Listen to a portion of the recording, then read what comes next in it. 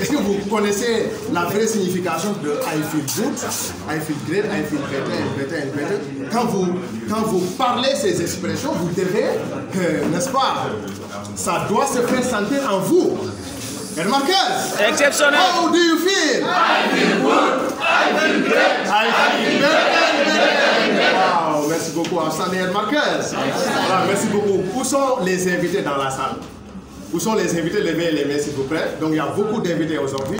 Masha'Allah, alhamdulillah. Qui est en train de me suivre pour la première fois parmi les invités? Pour la première fois. Waouh!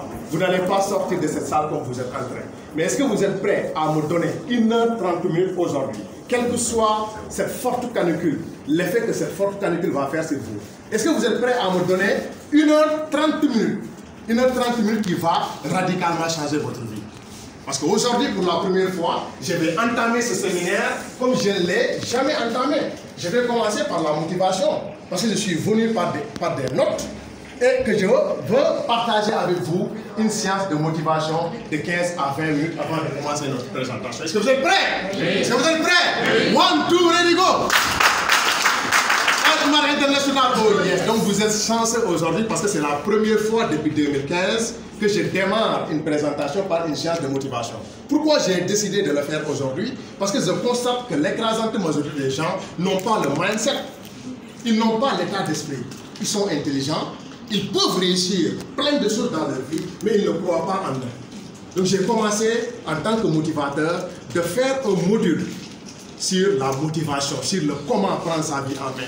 Et le premier séminaire que j'ai fait sur ce sujet, je l'ai fait à Guédiawaye et ça a eu un impact extraordinairement extraordinaire. C'est pourquoi aujourd'hui j'ai décidé de partager avec vous quelques séances de motivation. Est-ce que vous êtes prêts? Oui. Est-ce que vous êtes prêts? 1, 2, ready, go! International, oh yes, la première chose à noter pour être quelqu'un de motivé, c'est de prendre une décision. Nous devons décider de réussir dans notre vie. Si on ne décide pas de réussir dans notre vie, nous ne pouvons pas réussir. C'est trop facile de dire je veux réussir, je veux devenir un médecin, je veux devenir un avocat, je veux devenir professeur, tant que vous ne décidez pas de devenir un médecin. Et la meilleure façon de décider quelque chose, c'est de l'écrire sur un papier. À quoi ça sert de dire je veux devenir médecin tant que vous ne l'écrivez pas quelque part? Quitte à ce que vous l'écrivez dans votre chambre et à chaque matin, vous regardez, je veux devenir médecin. Je veux devenir médecin.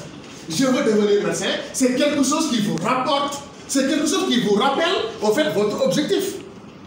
Tant que vous n'êtes pas, n'est-ce pas, sur les dispositions de se faire rappeler votre objectif, vous n'allez pas de sitôt atteindre l'objectif. Est-ce que vous avez compris? Donc la décision est extrêmement importante, mais beaucoup de personnes ne prennent pas de décision. Est-ce que vous savez également que la décision c'est un engagement? Mon frère, comment vous vous appelez? Monsieur Serine Silla. Est-ce que vous savez que la décision c'est un engagement? Beaucoup de personnes prennent une décision, mais ils ne s'engagent pas à réaliser l'objectif.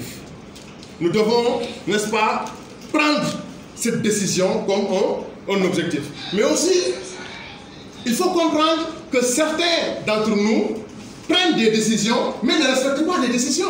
Parce qu'ils ne se mettent pas une pression positive. Vous me réussirez au Doumou Jufen. Parce que moi, j'ai un engagement. Vous me réussirez au Doumou Jufen. Tant que vous réfléchissez, non, ça veut dire que l'engagement, décision, objectif, vous pouvez atteindre. Vous faites un objectif.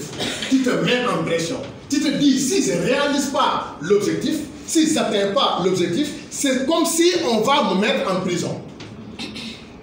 Et tu commences à te mettre une pression, n'est-ce pas, positive, qui va te permettre d'atteindre l'objectif. Lorsque nous respectons nos engagements, nous ne devons pas avoir cet esprit de tolérance. Moi, il est mort simple. Donc, premier point pour prendre sa vie à main, c'est la décision. Deuxième point, c'est le fait de passer à l'action. À quoi ça sert d'écrire l'objectif dans votre chambre si vous ne décidez pas de passer à l'action? Si vous ne décidez pas de passer à l'action, mais inutile de se fixer des objectifs.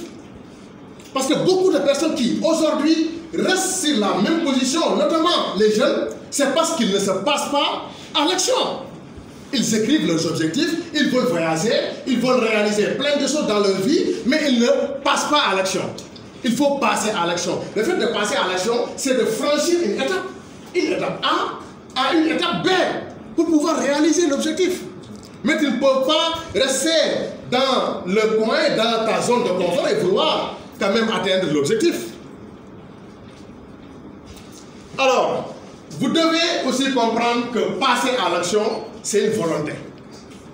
Ça demande énormément de l'engagement.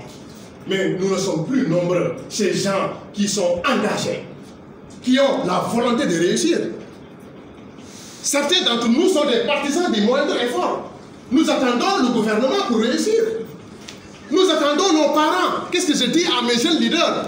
Vous ne devez pas attendre de réussir dans les études pour prendre votre vie en main. Pourquoi demander tout le temps à vos parents? Même pour se payer des fournitures scolaires, vous comptez sur votre propre papa, alors que vous faites 20 ans. Vous avez 20 ans aujourd'hui. Vous êtes toujours étudiant et vous comptez sur vos parents pour se payer des fournitures. Moi, je pense que ce n'est pas responsable. Parce que ce qui s'est fait ailleurs doit se faire au Sénégal. Au Nigeria, au Ghana, j'ai eu à fréquenter certains pays anglophones. Mais leur philosophie, c'est quoi? C'est one leg in business, one leg at school. On peut allier deux choses à la fois. Sauf qu'au Sénégal, les gens disent quoi? Et je suis contre et catégorique.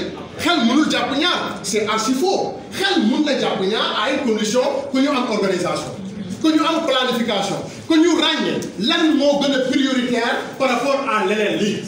Django, c'est priorité. Django, bon de full dame. Est-ce que nous passe tout son temps aux études? Non. Il y a un moment où on est Django, Django business.